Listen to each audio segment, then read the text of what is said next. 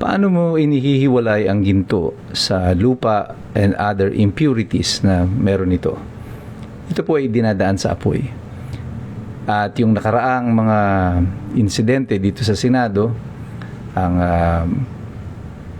pagbaliktad ni Chis Escudero, yung naganap na pigil dito sa Senado, sa investigasyon ng Blue Ribbon Committee, at marami pang mga susunod na investigasyon, pati ang nangyari kay Jinggoy Estrada, ito ay mga test of fire, mga pagsubok ng apoy.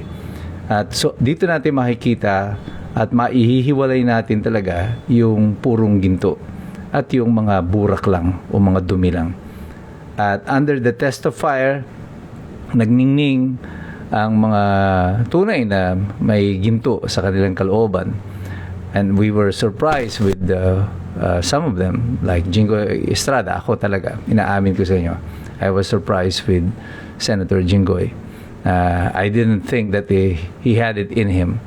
But again, I had to admit, I was proven wrong.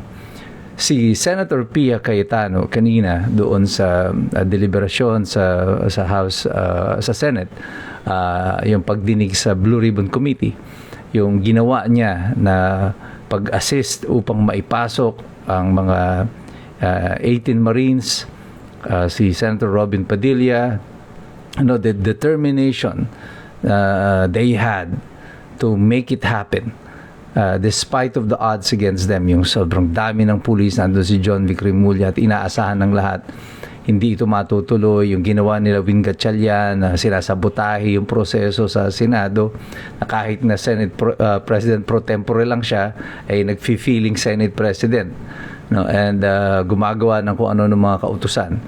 These are pressure test sa mga senador.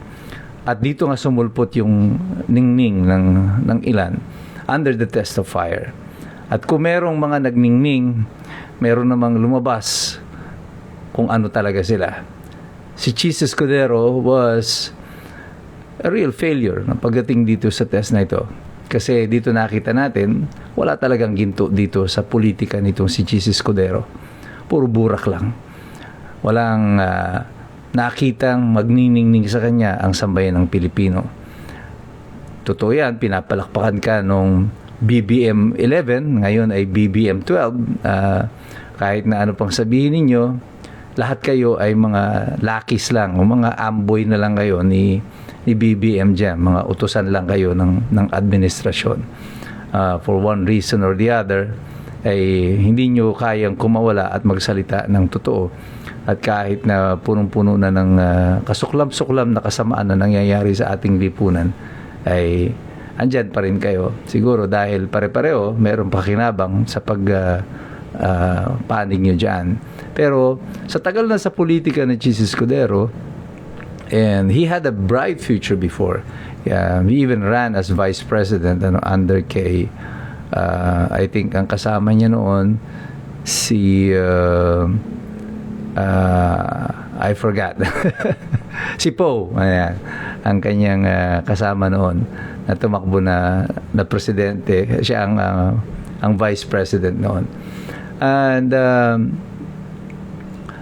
up to now, it's as if parang, ang politika niya is all about convenience. There is no sacrifice. Hindi siya handang magsakripisyo para sa bayan. Maybe kasi kung totoo nga yung sinasabi na sila ay kinausap, na kagaya ni Jinggoy, kasama siya doon sa mga kinausap, at tinakot na sasampahan ng kaso at siya ay makukulong. Nung nakita niya na nakulong na si Jinggoy Estrada, natakot na. Because baka pag nakulong siya, he will lose his heart. And hindi niya kaya yun. Well, I've known many great men na nagsakripisyo din ng para sa bayan. At kasama dun sa sakripisyo na yon, pati yung kanilang mga mahal sa buhay. Si Ninoy Aquino was one of them. Jose Rizal. Yung mga katipunero natin noon, sila Andres Bonifacio. And many other heroes na nag-alay ng kanilang sarili sa paglilingkod. Pero inuuna talaga lagi nila ang kanilang bayan. And si Chis Escudero is a real disappointment and failure pagdating sa test na ito. Pero buti na lang mayroong mga apoy na ganitong pagsubok. Dahil dito nakikita natin yung mga totoo na mga maglilingkod sa atin, yung mga totoo na lalaban para sa bayan. Pagamat paminsan-minsan sila ay naiiyak, lumuluha, ang importante, when the chips are down, sino ang tatayo, sinong lalaban, sinong magpapadala sa agos. Alam na natin ngayon ang sagot. Pero ang mahalaga dyan, tayong lahat, patuloy tayong nakikialam dito sa diskurso na ito. Tayo patuloy na magbabantay, magmamasid, mag-aaral, sapagkat mahirap makialam ang taong walang alam. God bless you, God bless us all. Mabuhay ang Republika ng Pilipinas.